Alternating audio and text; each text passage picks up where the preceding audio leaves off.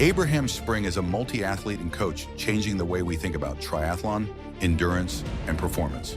You're about to hear from someone questioning everything you've been taught about health and fitness. He asks one uncomfortable question. Are we building better athletes, or are we just creating high-functioning addicts? Let's get started. Welcome back to the Unbroken Protocol. I'm Abraham Spring, and today is episode 10. The biggest mistake I've made. Comparing my chapter 1 to someone else's chapter 20. The biggest mistake I've ever made wasn't a training error.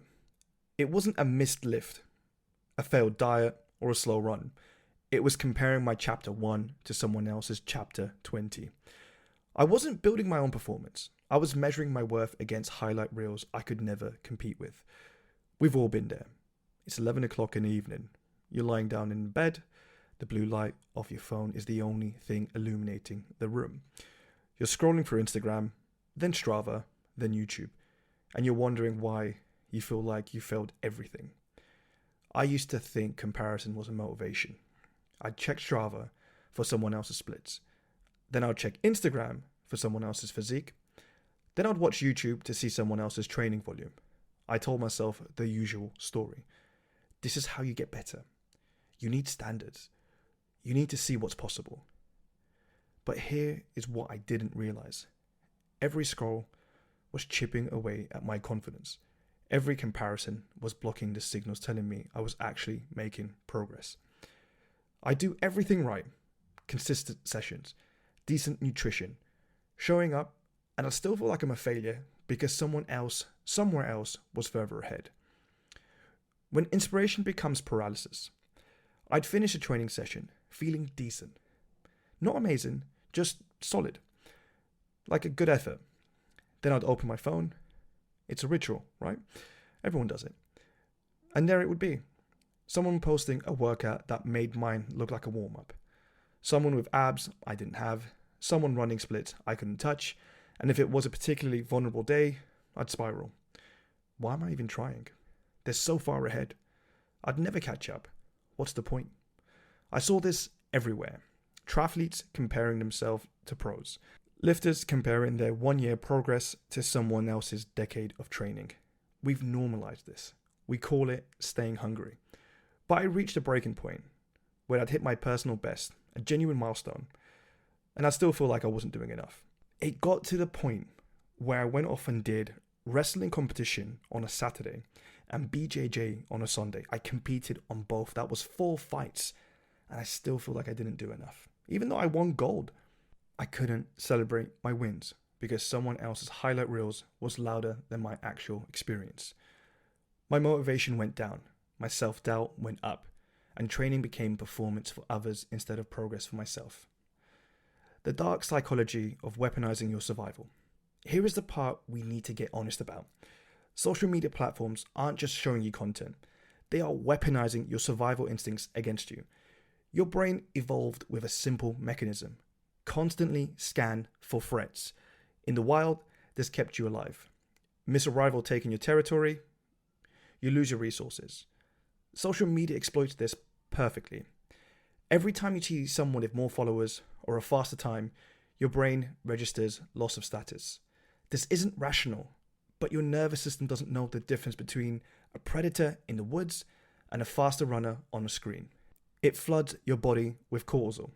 Your heart rate increases. Your pupils dilate. You enter a microdose of fight or flight.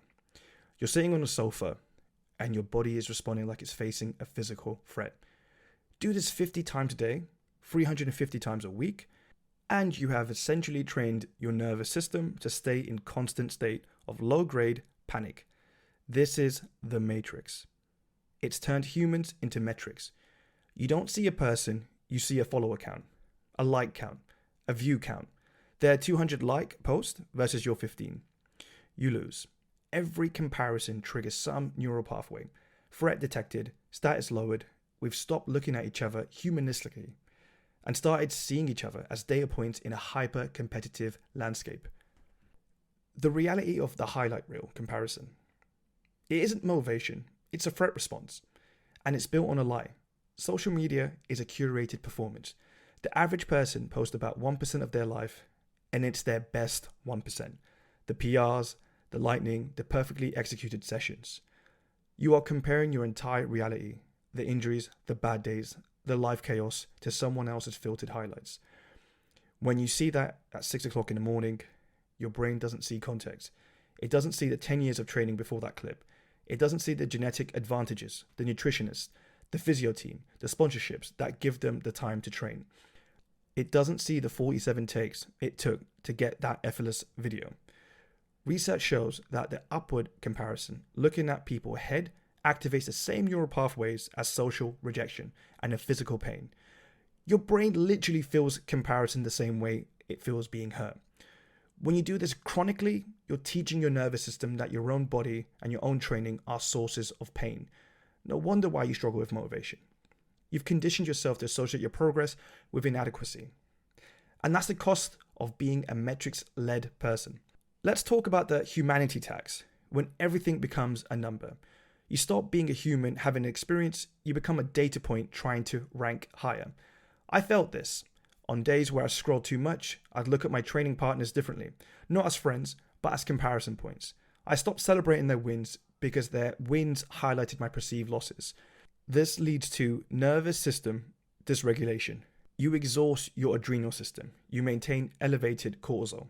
You suppress your rest and digest system. This isn't just mental, it's physical. Cortisol inhibits recovery. By comparing yourself to others, you are literally making it harder for your muscles to repair and the brain to focus. You are running on a borrowed urgency that your body can't afford to maintain. Now, the way forward and a 7-day reset. So what do? We use social media to learn, never to measure. If you're using it to validate your worth, you're using a threat activation device. Here is a 7-day reset I want you to try. Day 1 and 2, audit your body. When you scroll, let your chest tighten. Note the physical response. For days 3 and 4, curate ruthlessly. If an account triggers that not enough feeling, unfollow it. If inspiration feels like anxiety, it's not inspiration. Days 5 through 7, experience versus metrics. For these 3 days, make every decision based on how you feel. Don't check Strava to see if you had a good run. Ask your body, how did that feel? Am I getting stronger? If you can't elevate your progress without an external number, you've lost your internal compass. The goal isn't to have the best metrics. The goal is to feel your own experiences and see other humans as humans, not as threats. Real performance is built on feeling, not numbers. Stop performing for the algorithm. Start being a human again. You are not a metric. You are a person having an experience. Don't let anyone or any platform make you forget that. Stay human, stay honest. I'm Abraham, and I'll see you around.